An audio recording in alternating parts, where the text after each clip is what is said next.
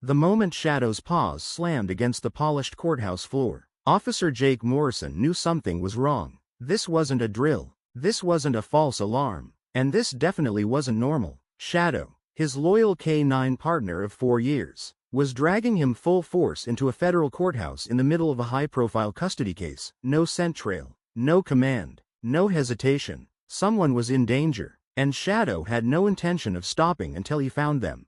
Most days, Jake's job followed a tight rhythm: morning briefings, precinct check-ins, standard patrol routes, maybe a school demo or two. Predictable, professional, safe. But that morning shattered the routine. He had just finished his second cup of coffee and was driving past the Jefferson County Courthouse in downtown Denver. No calls, no threats, just another landmark on his patrol loop. But Shadow didn't see it that way. The black Labrador mix, known throughout the department for his razor-sharp nose and unshakable discipline, began whining low in the back seat. At first, Jake thought it was just a squirrel or the usual restlessness, but the whining turned to growls. Then came the scratching, desperate, rhythmic claws against the reinforced cage. Jake glanced at him through the rearview mirror. "Easy, buddy, we're not stopping here today." But Shadow wasn't having it. As Jake pulled through the intersection, Shadow let out a bark so sharp and urgent that Jake instinctively hit the brakes. Shadow had never barked in the car before, not once in 4 years. Jake's pulse quickened. He flicked on the hazard lights, pulled to the curb, and opened the back door. Before he could clip the leash, Shadow lunged out, nose down, tail stiff, laser-focused on the courthouse entrance. "What the hell's gotten into you?" Jake muttered, latching the leash to Shadow's harness. But the dog was already moving, towing his handler like a sled across the pavement. Inside, everything was business as usual: fluorescent lighting, murmurs from legal teams, the buzz of the security scanner. No alarms, no chaos, until the doors burst open. Shadow charged in like a heat-seeking missile, yanking Jake so hard he nearly tripped over the metal detector. People froze. A bailiff reached for his radio. "It's okay," Jake said quickly, flashing his badge. "K-9 unit." He caught a scent. "I don't know what yet." "You sure he's not going rogue?" the bailiff asked, narrowing his eyes. "Shadow doesn't go rogue, not ever." Shadow's claws clicked across the marble as he zigzagged through the atrium, ignoring confused lawyers and startled clerks. His nose twitched like a machine, guiding him deeper into the building. Jake's mind raced. Couldn't be drugs. K-9 sweeps had cleared the courthouse earlier that morning. Couldn't be a bomb. No alerts. No packages. What the hell was Shadow tracking? He didn't have to wait long. Shadow veered left toward courtroom B, where Judge Leah Monroe was presiding over a sensitive child custody hearing. Jake knew it was sealed, closed to the public. It didn't matter. Shadow slammed his shoulder into the double doors, claws skittering. Jake caught up just in time. "Shadow, heel," he commanded. The dog didn't listen. With one final lunge, he pushed the doors open. The room turned upside down. Inside, tension hung like fog. 2 attorneys argued. A young social worker sat in the back row, and at the center, on a bench far too large for her small frame, sat Lena Cruz, an 8-year-old girl with solemn eyes and dark curls. It was her final hearing, the day someone would decide whether she'd be placed in another temporary home or, if she was lucky, find a forever family. She turned at the sound of the door. All eyes did. Shadow stormed down the center aisle. Jake followed, breathless. "Sorry, K-9 unit, he's tracking something. Please stay seated." Judge Monroe stood, gavel midair. "Officer, what is the meaning of this?" "I don't know yet, Your Honor. He's got something. He's never acted like this before." Shadow didn't wait. He dashed past the bench and disappeared under it. The room went silent. Jake rushed forward and dropped to his knees. Shadow was whining now, low and steady. Jake lifted the judge's robe and peered beneath the platform. There, tucked into a crawlspace behind a support beam, was a small bundle of blankets, 3 feet long, trembling, breathing. A child. A little girl.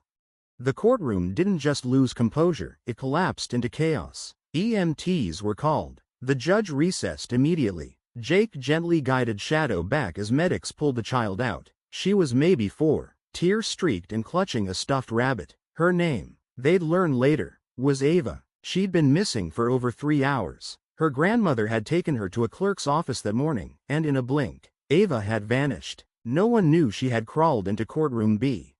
Shadow did. And so did Lena.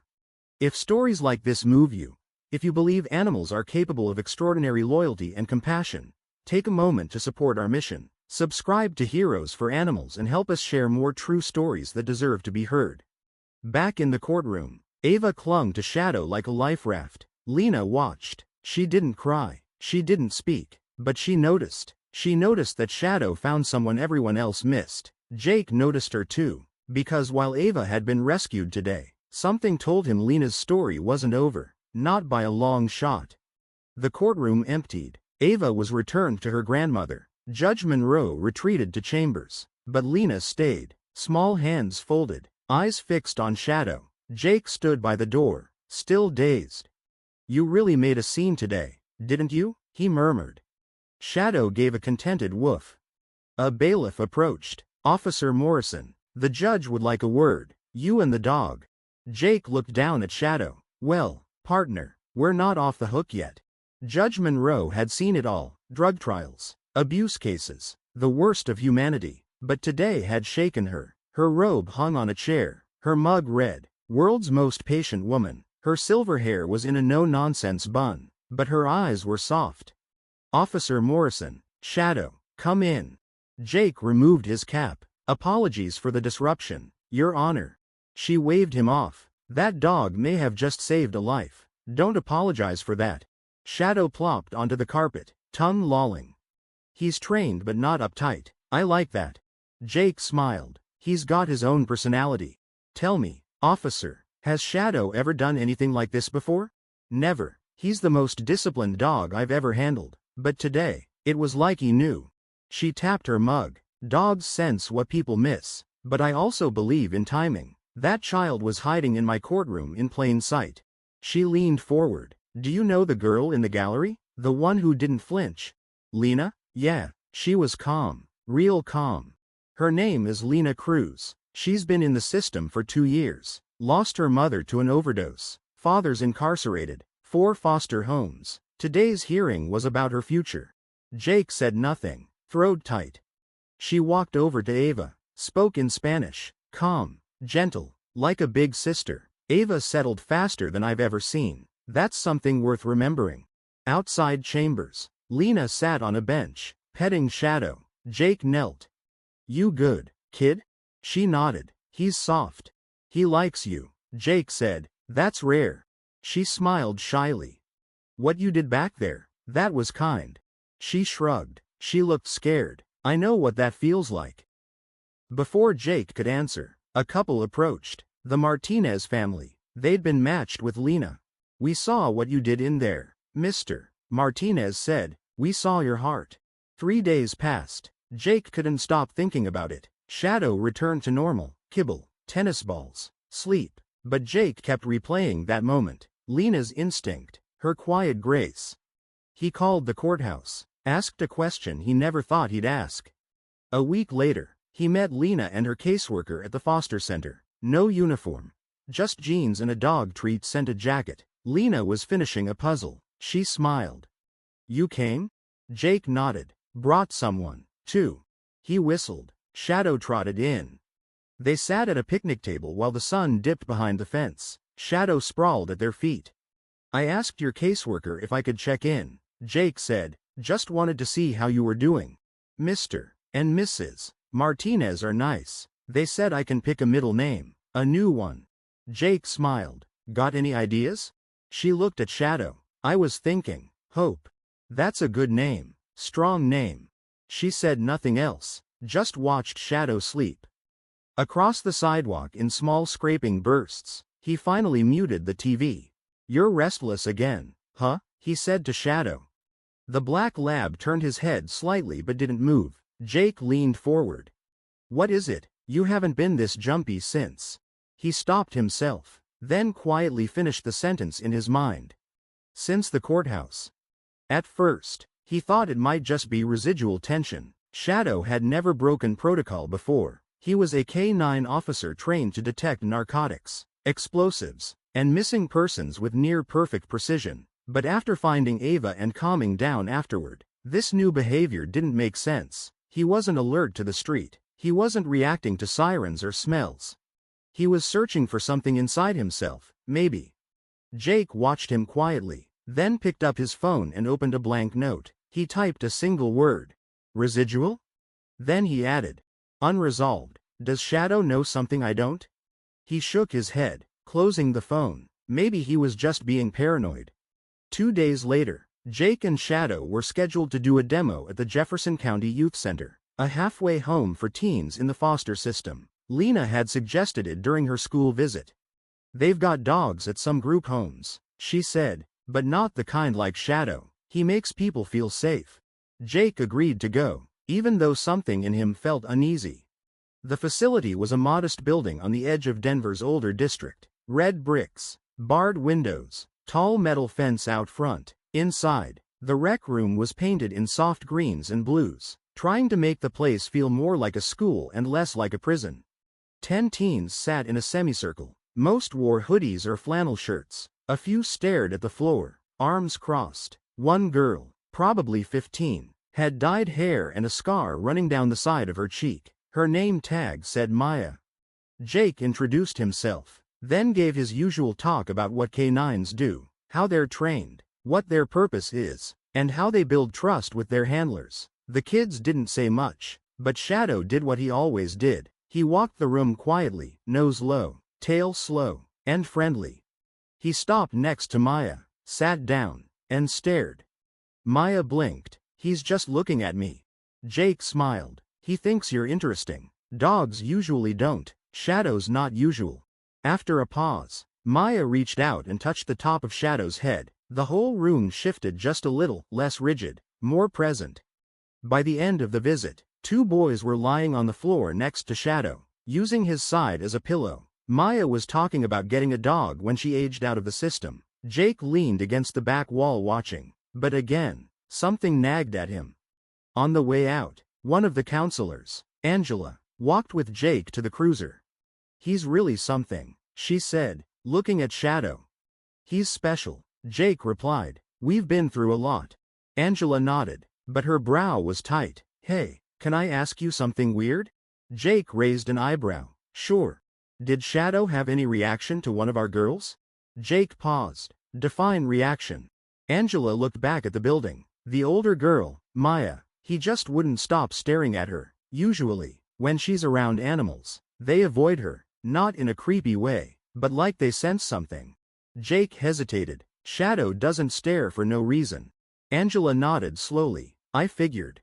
Back at home, Jake reviewed the body cam footage from the courthouse again. He knew it was obsessive, but he kept noticing new things. This time, he watched from the second the courtroom doors opened. There was Ava hiding beneath the bench. There was Shadow pulling with laser focus. And there was Lena, watching the whole thing from her seat. But as Shadow locked on to Ava, something else caught Jake's eye, a split-second glance. Shadow paused, barely a heartbeat before redirecting under the judge's bench. Jake rewound, zoomed in, paused again. His eyes narrowed. Shadow had looked directly at Lena just before finding Ava. Jake leaned back, rubbing his jaw. That wasn't training. That was something else. The next afternoon, Jake visited the Martinez home. Lena was in the backyard raking leaves with Susan. Shadow bounded through the gate like it was his second home. Lena lit up. Hey, partner. Jake smiled. I owe you thanks. The youth center loved the visit. She grinned. Maya's tough, but she liked him. Jake nodded. She did. Then his tone shifted. Can I ask you something, Lena? Sure. When Shadow ran into that courtroom, did you know what was happening? Lena hesitated. I saw Ava when she came in. I thought maybe she was with someone, but then I didn't see her again. I didn't know she was under the bench. Jake studied her face. But you weren't surprised when Shadow found her. Lena dropped the rake. I wasn't. A long silence passed. She sat on the porch steps and scratched Shadow behind the ear. I've been in a lot of places where people don't see you, she said, but dogs do. They always do. Jake sat beside her. I think you see things too, he said quietly. Lena looked away. Maybe. That night, Jake typed a new note in his phone. Shadow isn't reacting to what's there, he's reacting to what's missing. He stared at the screen, then added, "What if something's still unresolved in that courthouse?" He didn't sleep, neither did Shadow. The next day, Jake returned to the Jefferson County Courthouse, not for patrol, not for court, but to look. He walked the halls with Shadow on a loose leash. They weren't chasing anything, just listening. And then it happened. As they passed courtroom D, Shadow stopped, stiffened. He looked toward the floor, ears pinned forward. Then he whined, low, urgent, exactly like the day he found Ava. Jake knelt beside him. "What do you smell?" Shadow moved toward a vent in the baseboard. Old, dust-lined metal with a loose grate. Jake unscrewed it with his multi-tool and shined his flashlight inside. Empty, but Shadow wouldn't budge. His nose pressed forward. His body trembled. Jake reached farther in and felt something soft, fabric. He pulled out a faded piece of cloth, blue, child-sized, covered in dust and smudges. A tiny embroidered letter on the hem, E. Jake stared. E like Emma? No, E like. He didn't finish the thought because Shadow suddenly growled, low and guttural. Something was wrong, and whatever it was had just come back. If this tale moved you, if you felt the tension, the heartbreak, and the triumph, please support our channel by hitting the like button and subscribing.